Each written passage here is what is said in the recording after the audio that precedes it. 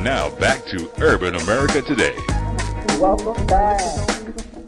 Before we went off the break, we were just getting into, see how they're already bonding and ignoring me. I'm feeling jealous already. It's real. It's love. Okay. Took you 9 months before the first book. Yes. Now how long does it take you to get a book written? My last book, number 8, that's coming out in January, took me 8 weeks. 8 weeks? So how long were you on your computer? Every night. Every night when I work full time too. So trying to write another book, I was under a deadline. They were bumping my book up from the date they originally gave me. So I only had a short time frame to finish. I had 8 weeks. When do you see yourself doing this full time? When do you see yourself letting your full time job go and writing? And I really hit it big and get that big book deal and movie deal, and then I can chuck the full time gig. That. Well, we're going to talk about your other book, This Time for Real. I picked this one for a specific reason. Oh my I'm sure you guys can see the resemblance. Are you tossing your hair? No, but it's funny. I went to one of Yahrah's signings at the mall that she had, and this was for this particular book, and everybody kept stopping and asking if I was the guy on the cover. Because I had just shaved my hair, my dress was longer, and it got to the point where I was going to say, yeah, I'm going to start saying, yes, I am. Get some numbers out here or something. I don't know. But tell us a little bit about this particular book.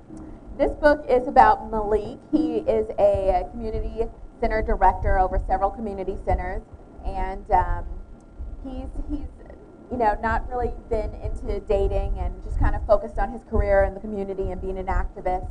And he meets Peyton, who lost her husband. She's a widower, and so she's not looking for love, and he's not looking for love. And then they just kind of stumble. She ends up, volunteering at his community center, and there's kind of a love or hate at first sight. Right.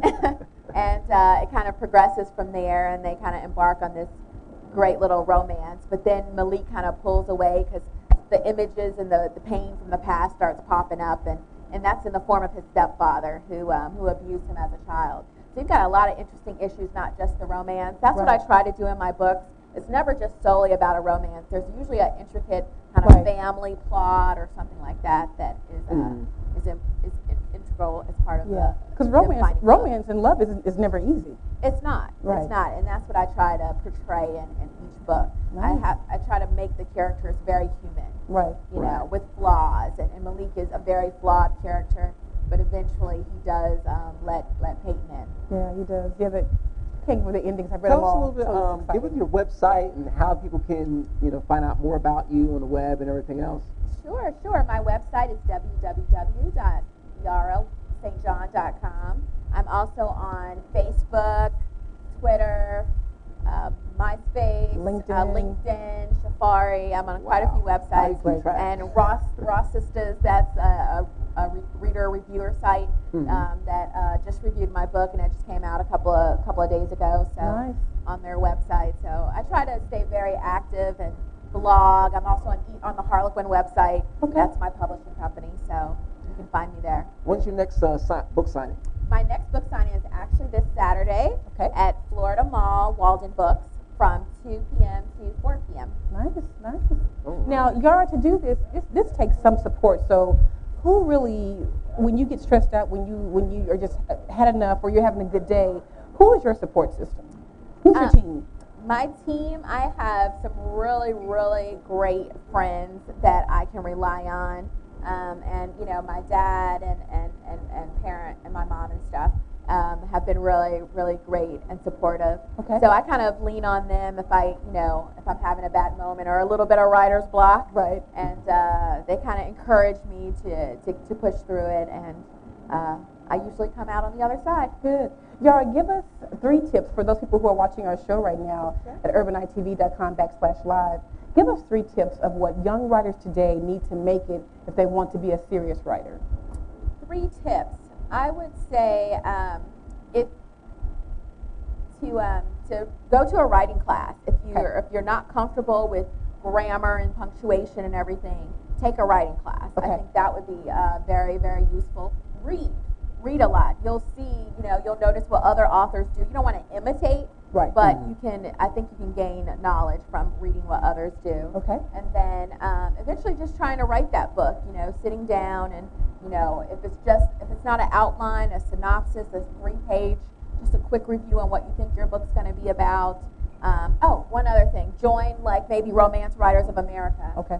I'm part of Romance Writers of America, and they have local chapters that can be your support system and help be your critique partner. Okay. If you need a little help in that department, they'll read, once you get into the organization, they'll help and they'll read over things for you, and I think it'd be a great tool for a new author. Now, Yahrah, would you consider, because I know you're involved in the community a lot of things, would you consider going to high schools and talking to them about literacy programs? Because that's what we need. We need authors like yourselves to say, you know what, you're a real life person doing it, what they need to know, because we have so many kids today who their grammar is not that great. They don't speak that well, but having an author come into a school system and break things down for them might really, really help. So, yeah, I would absolutely. Yahrah Broadcast will be in contact with you a lot doing that. Yeah, so we can definitely get you up with our kids. What we're going to do while we still have time, is the summary She's of going to read some more. Dante. All right. We get two. Two. I'm still thinking about that whole two readings. breast Okay. thing. Peyton wasn't sure what to do. This was one of those awkward moments at the end of an evening. So she said, "I had a lovely evening," and leaned in for a hug and a quick peck. But Malik changed the momentum by turning his head so her kiss landed on his lips instead of his cheek.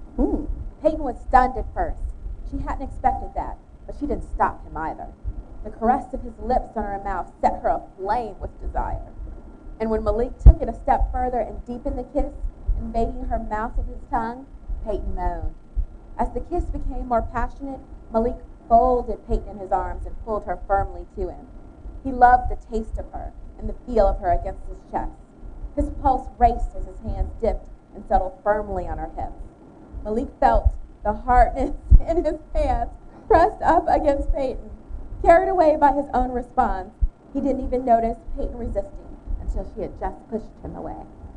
Wow. All right, what we need y'all to do is get some cold ice water when you're sitting down reading these books. Yahrah St. John is not playing. That's all right. That is amazing. In a way, in the way you make the words come alive, because we've all wanted to feel that, but to see that is really, really amazing. We've all felt that at some time. We've all felt that. We've all felt that. Yeah. We have. Right, Yahrah? You felt that before. You've been there. Sure you have. Sure you have. Nah, not me. So what do you do to relax? When you've done your book signing for the day, you've signed autographs, you've met all your fans, how do you relax, Yahrah? What do you do? Just a glass of wine, hanging out with friends, watching a movie. Okay. Or, if I have the time and the money, taking a plane and going somewhere and traveling. Now, I heard about you. Now, I heard about you from a close dread of mine that you're an adventure seeker. You're a thrill person. Yes, so I like thrill. That's where'd my that other. come from? I don't know. It's funny, but I've parasailed and whitewater rafted and zip lined and zip line. That's the thing when you hold on to a very small thing and you fly down. Fly across and you really, really, 700 really high. feet, and you're really like 50 feet up in the air, and it's thrilling. I love it. So that's the other thing I do to relax. I seek a new adventure. Wow. That's amazing, Yahrah. That's all right. Well, it has been our pleasure having you on our show. Well, I have been excited and thrilled to be here. Wow. All right. Now give us one more time how we can find you online.